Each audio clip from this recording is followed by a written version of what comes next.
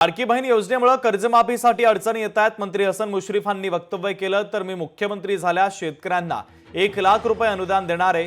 वैद्यकीय शिक्षण मंत्री हसन मुश्रीफ यांनी कागल तालुक्यातील वंदूर मधल्या कार्यक्रमात हे वक्तव्य केलेलं आहे।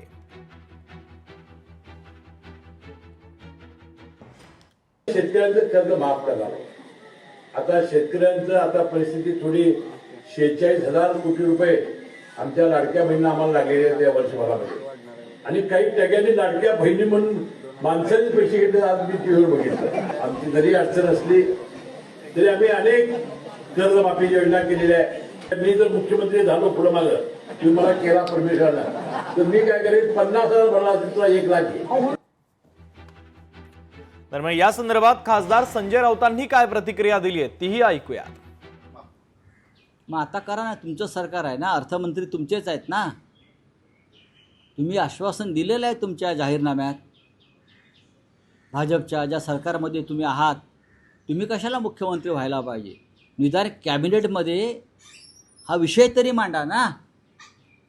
कॅबिनेटच्या पुढल्या बैठकीमध्ये हसन मुश्रीफ तुम्ही हा विषय मांडा।